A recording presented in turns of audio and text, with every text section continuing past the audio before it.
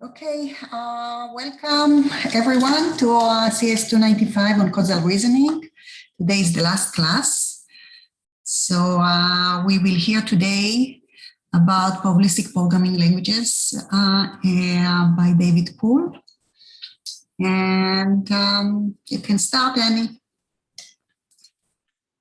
Okay, 1 second, just sharing my screen. I see. Okay. Everyone can see this?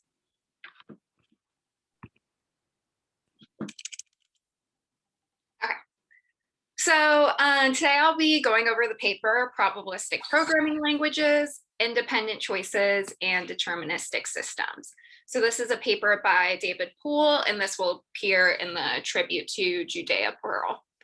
So, okay, and just as a forewarning, this talk will be a little bit different because it's not like directly related to causal models, but we'll try to tie it in together at the end.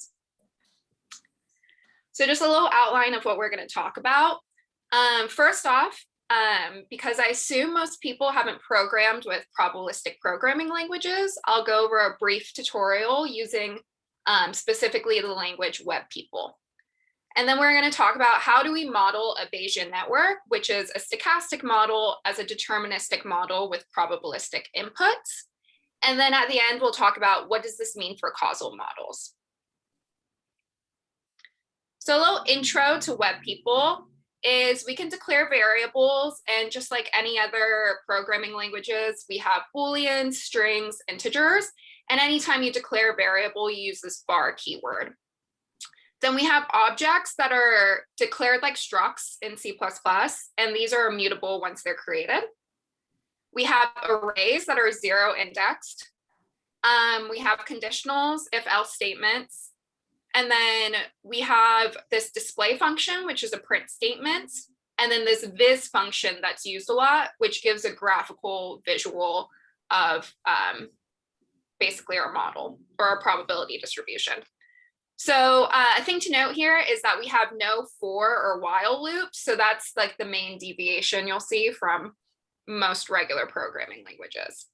So I have this example on the right, and I just use some information about me to create an object. So you see I have first name Annie, last name Raichev, I have student true, and age 26.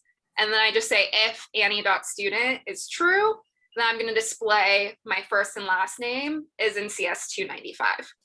Else, I'm going to display this person is not in our class.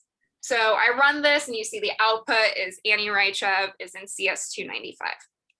So also I have, like, when I post the slides, you can check this link. One of the reasons I chose this programming language is because you can just run it in a browser, which makes it really convenient just for testing it out. So this is the link to run these in a browser.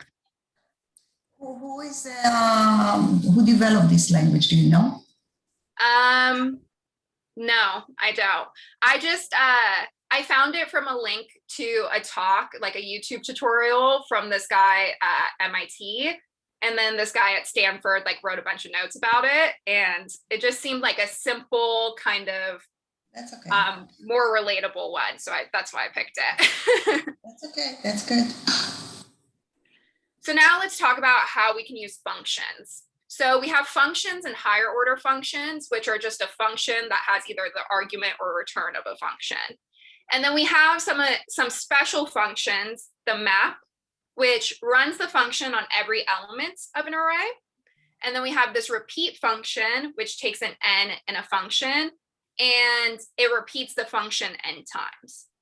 And then using higher order functions like map or repeat, we can simulate a for loop, which is why we don't need for loops like explicitly built into the language. And then using higher order recursive functions, we can simulate while loops. So this is why we can kind of get away without having for or while loops, is because we can define these functions in higher order functions. So on the right, I just have this example of a squaring function. So I call it square, takes in an integer x and returns x times x. And then I have this array that has 1, 2, 3, 4 contained in it. And you see that I'm just going to display the results of map square on my array. And as expected, we get the output 1, 4, 9, 16. So you see how this square function gets called on each element of this array. Okay, and now since this is a probabilistic programming language, we need some way to add randomness. So here we have this flip function, and you can think of this as like flipping a coin. So it's going to return true or false with a 50-50 chance. If we give flip an argument, then you can think of this as a biased coin. It's going to return true with in this 0.8 and 80% probability. And then we can also sample from probability distributions. I have this example for how you would call the Gaussian. You give it the mean and standard deviation, and then how you'd call the exponential distribution, which you give it like this rate. But there's also a bunch of different other distributions that are built into the language, like uniform distribution. Basically, anyone that you would usually work with is built into this programming language. And then also to note, we can use this idea of memoization, which we still want to assume a probability distribution over an object. But when an object is queried, we want the same answer. So if it's the same object, we would want the same answer. And to do this, we just use mem around our function definition. So I have this example function on the upper right. And here, notice I use the mem around the function definition. So you can think of this as I'm just flipping a coin and returning the winner of a coin toss. So if I won the coin toss, I want to remember that I won the coin toss every time I ask, did Annie win the coin toss? So here I display winner Annie, and then winner Noah. And you'll see it remembers that I was the winner and Noah was the loser of the coin toss. And then here I have another function. I just called it what, because you can see that I just put in kind of random distribution. I have the absolute value of a Gaussian distribution raised to the power of an exponential distribution. And I want to repeat 1,000 samples of this and see what this distribution ends up looking like. And you can see the results here.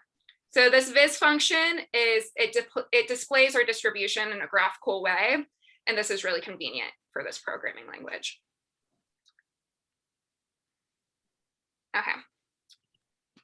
And then, so I guess a common question at this point would be like, how does this differ than, say, maybe using like a rand function in a regular programming language?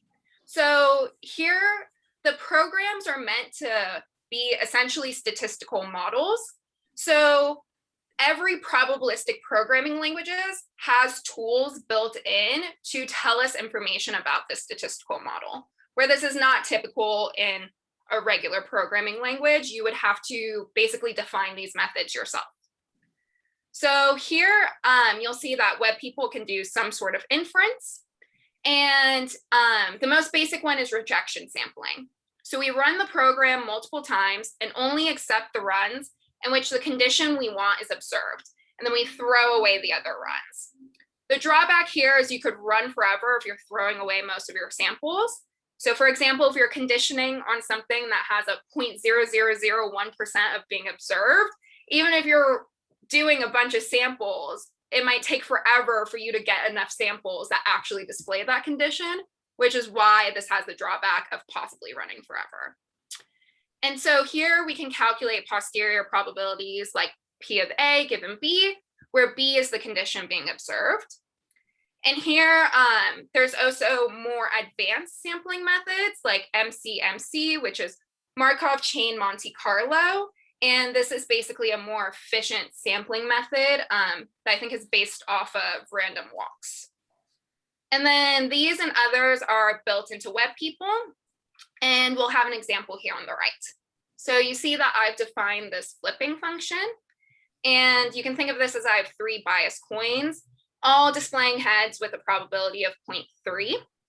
And what I'm conditioning on is that A plus B plus C is greater than or equal to 2. So you can think of this, at least 2 of my coins have to be heads for this to be true. And here I'm going to return A. And so this condition isn't like an if condition. This is essentially the condition, like you can think of this as B in your posterior probability. Like this is what we want to be conditioning on when we're calculating the probability. And then you define this options variable, which basically is defining what kind of inference do we want to do and how many samples do we want. So here I just use the most basic one, rejection sampling, and I'm saying I'm going to do 1,000 samples. And then I have my distribution, I'm doing inference with these options on this function. And then I want to visualize this. So you see this is the output, and since I'm returning A, this is specifically the number of times I get A is true, and this is the number, or this is the probability that I get A is false. So then if I want to calculate this posterior probability of P of A given A plus B plus C is greater than or equal to 2, you can see from this visual it's about 0.72.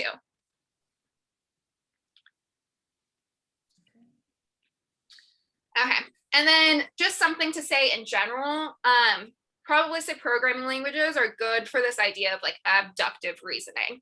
So abduction is the form of reasoning characterized by reasoning to the best explanation. So what this means is we witness some events and we know how our world works. We then find the best explanation for it. So this is kind of like some intuition of why this might be the proper tool for causal models. And so I have this picture on the right, and this is like one of those ball drop games where you drop the ball and it goes into some divider at the bottom. So if we see that this ball dropped all the way at the bottom right, and you're trying to guess where it came from, you're probably going to guess it came somewhere from the right, which is why this like distribution is like geared towards the right, is because these are the more probable areas of where it came from. So PPLs are good for this kind of reasoning of where kind of reasoning backwards. And then just to know, web people is Turing equivalent. So as a computational model, probabilistic programming languages are equivalent to lambda calculus. If you've ever seen lambda calculus, it's basically just calling functions over functions. And you can kind of see how we could simulate the same thing with like the higher order functions that we use in web people. So since lambda calculus is an equivalent, is Turing equivalent, so are probabilistic programming languages. So Annie, just a quick question. Is this, so does this make this a functional programming language? I saw you did have objects running around though. Yeah, so it's specifically a probabilistic programming language, but you can see some kind of crossover with functional programming. So they're similar, yeah. So now I'm going to talk about some things in the paper. So this is kind of the introduction to the paper. So here causal models are defined as a deterministic system with stochastic inputs, where the causal relationships are functional and the probabilities are introduced through unobserved variables. And so the goal in the paper is to show that the basis of all modern PPLs are deterministic systems with probabilistic inputs. And he shows how to get from a Bayesian network, which is inherently a stochastic model, to a deterministic system plus independent choices. And we can generalize this and say that this is like the foundation for all probabilistic programming languages. So first, we'll talk about just some features of modern probabilistic programming languages. These are for all probabilistic programming languages, but since we talked about web people, this also applies to web people. So we have conditioning, so we can make observations about some variables and compute posterior probabilities given these observations. So we saw the example that we did this by rejection sampling. We also have inference, which is essentially a more efficient way to be determining these posterior probabilities. And we talked about this for web people. We do have things like MC built in. And then also most modern PPLs have the ability to do some sort of learning, so they can learn probabilities. So if you remember, we learned one method which can be efficient for inference, which is the bucket elimination or variable elimination. So this is one example of non-sampling algorithm that can be very efficient when it can be executed. Okay, Just a comment. And learning, you are, when you are talking here about learning, you will talk about learning the parameters of the model, right? Yeah. Okay. So first we want to talk about Bayesian networks as a deterministic system. So here I have this very basic Bayesian network where we have A, B, C, and it's just a chain. So given this Bayesian network, we can say that we have 5 free parameters to be assigned in the model. And in probabilistic programming, the probabilistic inputs correspond to the free parameters, and the program specifies what follows. So here we have these probabilities were just in the example in the paper, so there's no significance to how these numbers were calculated. But we're saying P of A is equal to 0.1, P of B given A is equal to 0.8, P of B given not A is equal to 0.3, P of C given B is equal to 0.4, and P of C given not B is equal to 0.75. So these are like 5 free parameters to be assigned. So here I did this in WebPeople, and I'm just calling this function my Bayesian network model. And so you see that I first am defining A, B, and C. And first off, I'm defining A as flip of 0.1. So this is this probability here. And I'm saying if A is true, then B is going to be equal to flip 0.8. So this is corresponding to P of B given A is equal to 0.8. And then else B is going to be equal to 0.3. So you see that gives B of B given not A. Sorry, a little wordy. And then if B is true, we can define C as equal to flip 0.4 if B is true. And if B is false, then it's equal to flip 0.75. So you see how all of this corresponds with these probabilities. And then I want to calculate P of B given C. So I'm going to condition on C and return B. And so here I define my options object. And here I'm going to use the MC method because it's more efficient. This kernel is just some variable that has to be defined when you use MC. And this MH is just the default, but there's no significance here. And then I'm going to do 1,000 samples. So I then infer using these options on my model, and then this is the distribution that I get.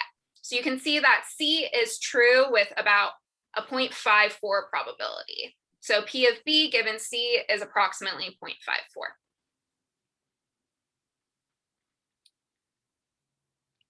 Okay, so to note, we can do this in like an equivalent logic model.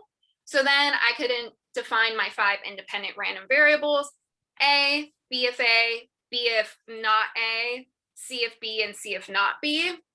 And then other variables B and C can be defined from these. So here I have, you can see that these are the same probabilities. I'm just defining it in terms of my logic variables. So P of A is still 0.1, P B if A is 0.8, P of B if not A is 0.3, and so on and so on. And then if I'm defining B and C, I can define these with an if and only if statement. B is true if A and B if A is true, or if not A and B if not A is true. And then C is true if and only if B and C if B is true, or not B and C if not B is true. So you could also define these logically as well. And the takeaway here is that any discrete belief network can be represented as a deterministic system with independent inputs. So the independent inputs corresponds to the parameters, yeah, to the randomness. Yeah. Okay. So here they talk about possible world semantics. So here a world, you can just think of this as an assignment of truth values to our parameters in the model. So a probabilistic programming language needs a deterministic system and to specify probability distributions over these independent inputs. So we need to define our set of possible worlds and a probability measure over them. So if we have variables A, B, and C, then you can think of this as we have 2 to the power of 3 equal to 8. And this would be the concise set of possible worlds. So then all the possibilities are assigning truth values to A, B, and C. However, if we have our variable set as A, B if A, B if not A, C if B, C if not B, then we have 2 raised to the power of 5. This is 32, and this is our augmented set of possible worlds. So here you might think, like, why are we augmenting the set to make it larger? And the reason here is we increase the size of the set so that all inputs can be independent.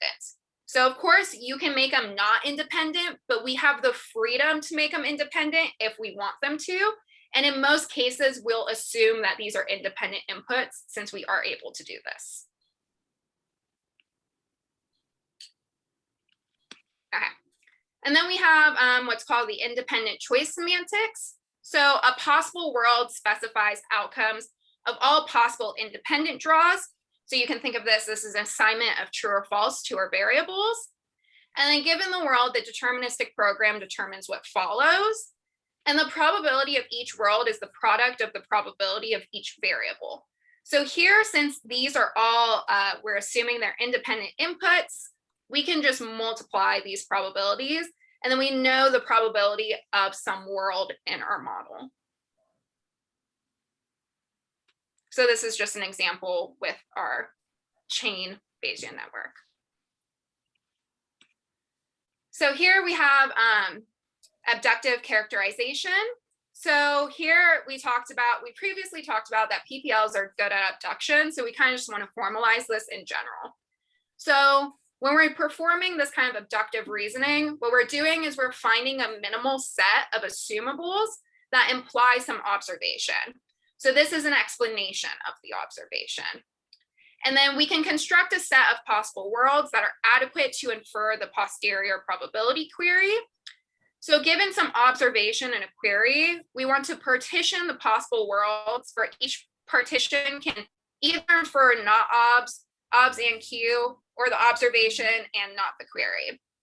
So here, using the same example with the chain Bayesian network, we have 4 possible explanations if we're trying to get C is equal to true and query B.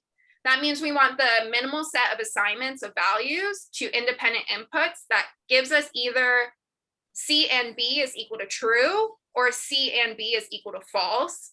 And here we want C, we're saying C is equal to true. So we have 4 possible explanations. Either A is true, B if A is true, and C if B is true. Or we can have A is equal to true, B if A is equal to false, C if not B is equal to true, A is equal to false, true, and true, or false, false, and true. So these are possible explanations.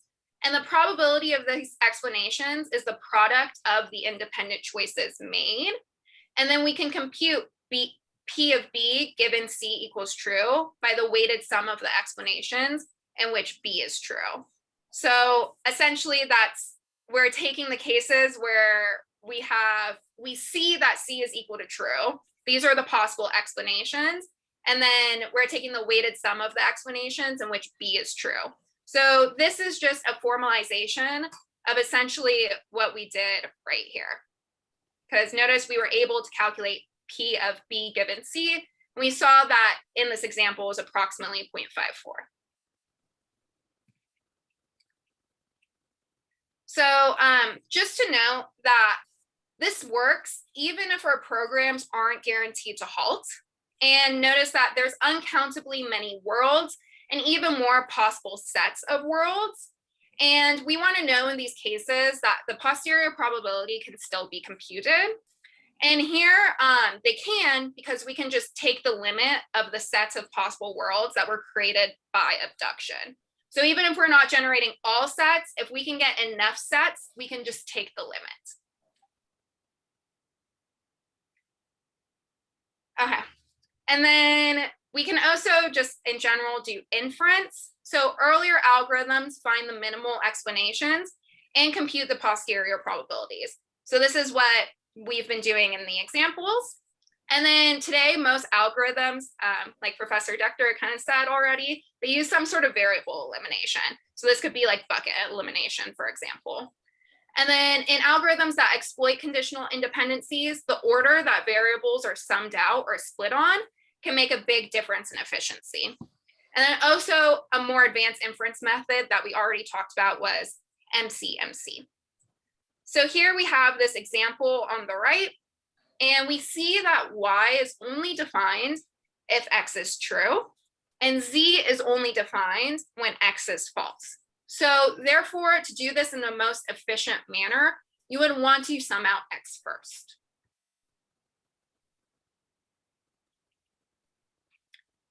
And then also we have the ability to learn probabilities. So most probabilistic programming languages use this EM algorithm, which is an expectation maximization algorithm. And this is an unsupervised learning method. So it works with either some missing data or latent variables. And we use partial assignments in the training data. And then this is an iterative method that computes maximum likelihood parameters. So yeah, I'm not going to get into like the details of this algorithm, but just to note that most modern PPLs have this ability to learn probabilities. Okay, and then just a note on observation languages. So you can think of observation languages as kind of like a subset of probabilistic programming languages. So notice that these languages can be used to compute conditional probabilities, which is exactly what we do with PPLs. But here our observer is specifically a human or a sensor. And so they make the observations of the world that are conditioned on.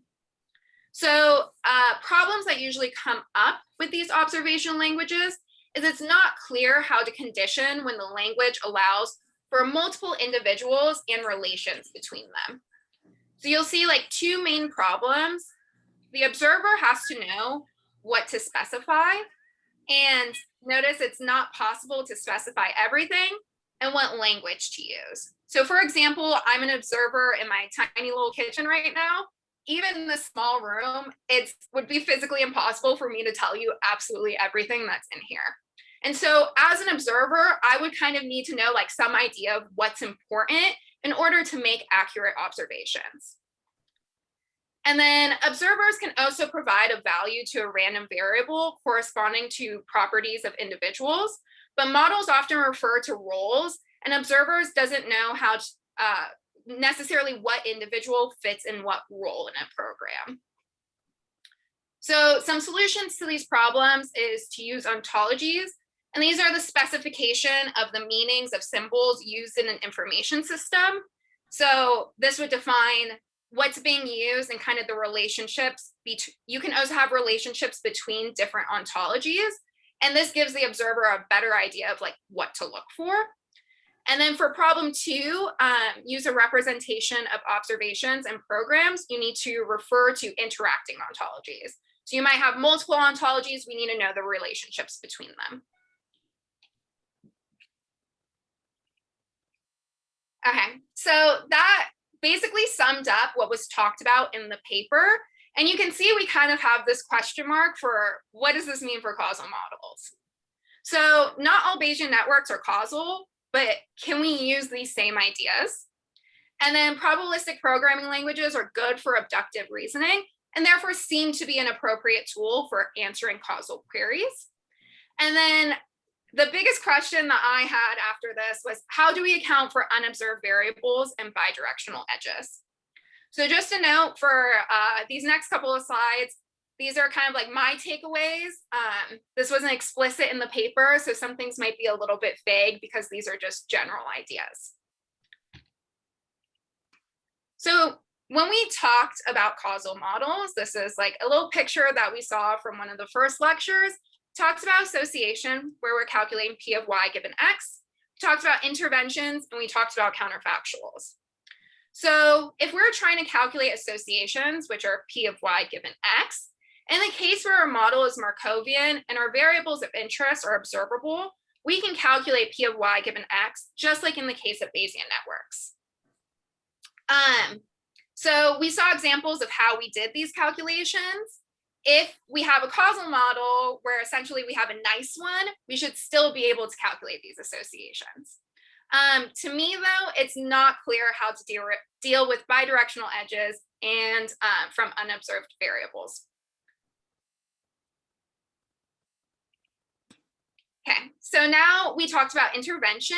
So P of y given do x gives the probability of y induced by deleting from the model all equations corresponding to variables in x and substituting x equals x in the remaining equations. So when we looked at this in the actual graphs, we notice this corresponds to a graph surgery where we're basically cutting these incoming edges to x. So we can think of intervention in a program.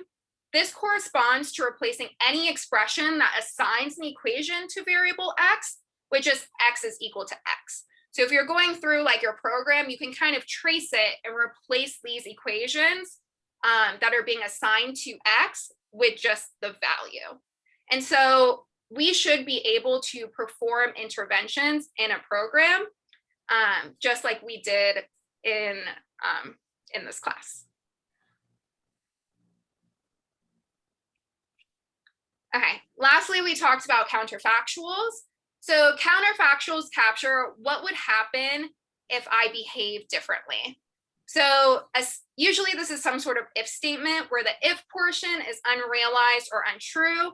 So this is like a hypothetical condition. So probabilistic programming languages can be seen as representations for counterfactual situations, since the program gives a model for when some part of the condition is true, but also defines the else part. So notice in any programming language, even if a conditional, like an if statement isn't satisfied, this program doesn't fall apart, right? It just keeps running. So there's always some, even if it's not explicit, there's always an else part to a program. So we can look at the alternative worlds since the augmented set of possible worlds has independent inputs. So here, the augmented set would be needed because essentially when the independent, since we have all independent inputs, we can then think of like taking the complement of some condition, and then we're looking at those alternate worlds where that condition is false. And so therefore, we should be able to also use probabilistic programming languages to represent counterfactuals. So we should be able to do association, do intervention, and do counterfactuals, at least in the case where we have Markovian models. To me, it's still a big question of how do we deal with these bidirectional edges from unobserved variables. So I have a question. Do you have many more, or should I ask the question here? No, this was my last slide. Okay. So if we treat, so when we are talking about a probabilistic language as a causal model, so we are attributing. There is always, I think, in at least logic based, you have a head and a tail. You have direction. So if we can have each rule or each statement can be translated into an implication, then if we attribute these implications to be causal, namely correspond to causal statements, then what at the end we don't have the bidirectional arcs, namely the model is Markovian. Then definitely this represents, for association, this represents probability distribution, so we can answer, in principle, the association. You said that for the intervention, yes, we can do that because it just means that we are altering the program, and then we can do that also. So again, conditioning on Markovian, we can do that. Now in counterfactual, I'm not fully clear about that, because in counterfactual you have to reason in both worlds. So you are reasoning not the fact that you have an else statement is not. I don't see that this is enough to really express counterfactual, because one of the things that you need is to say, well, assume that maybe there is, but I'm questioning it. I did one thing, and then what would have happened if I did the opposite things, let's say. So you have to express both the fact that both the if, you did the if case, and what would happen in the else case, and how do you do it in the same time in these languages? Yeah, so I think the point here is that essentially we could look at both of these worlds. So if we're saying like all of these worlds essentially, because the inputs are independent, we could look at all the cases where say like A was false and A was true, and basically be able to look at these worlds both simultaneously. And because these are like independent inputs, we can kind of think of like, okay, this world is when A is true, and then we can look at the complement of that. Like there's not going to be like overlap. We can kind of look at these disjoint sets of worlds. I think that's kind of how they would do it. But again, in the paper, he literally, the only thing he said about counterfactuals is you could use these to represent counterfactuals. You would just need to use the augmented set of possible worlds. Yeah. So I think that's why you use the augmented set, so that you can kind of look at when this something happens and look at the complements of when it doesn't happen. Okay. So I think what I agree with you. He's not providing any explicit way of doing. He's just suggesting that in order to have access both to the world where things are happening and the world where things are not happening, maybe the augmented model will be more appropriate. He's not saying how to do that. It's not clear how to do that, but it's interesting. And I think it's really interesting to really think about these probabilistic programming languages as causal models, because of the fact that its deterministic relationship can be modeled as deterministic relationship with exogenous variables or randomness assigned. I think it's room for research to really augment them with really causal reasoning when you have also the confounding. Yes. Yeah, I wanted to add to this conversation because I think that Annie's worry about how to represent bidirectional edges or the exogenous variables in this sort of PPL framework might be related to like how to represent counterfactuals with it. Because if you recall, the way that we compute the counterfactual is we use what we know about what did happen to compute the values of the exogenous variables. And then we use the structural causal model to then figure out what the value would have been, right? Yeah. Same thing in a probabilistic case, you use it to figure out what the probability distribution was on the exogenous variables and to see sort of what the probabilities would have been had the exogenous variables taken on different values. So I just wanted to point out that like this concern about counterfactuals, professors, it seems to be related to Annie's concern about the status of exogenous variables in these PPL frameworks. Yeah, I think also, I mean, actually, if I think about it, the definition of the augmented model or the model, it's inherently Markovian because they force the random variables to be independent. If you, these are the variables, the probabilistic variables, they force them to be independent of each other, if I understood correctly, which means that they cannot influence. There is no mechanism in the description that I saw that would allow representing confounding variables. How would you represent it? How do you say that a variable that they influence two other variables is unknown? Yeah, that's a good point. I didn't even think of it from that perspective. I also didn't think about it until this very minute, but I think that's the issue here.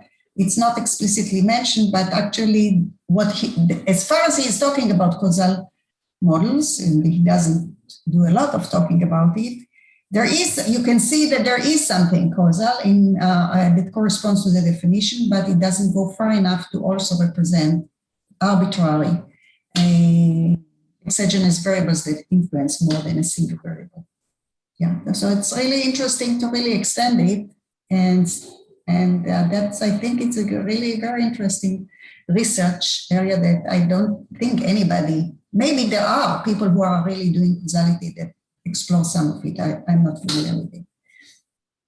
Yeah, I tried to find some other sources that went more into this, but I really couldn't find anything that There was a couple things, but they seemed really complicated and more to the point where they were generating a bunch of different models and trying to figure out which model would be like the most likely, but not necessarily just given a model explicitly like calculate this.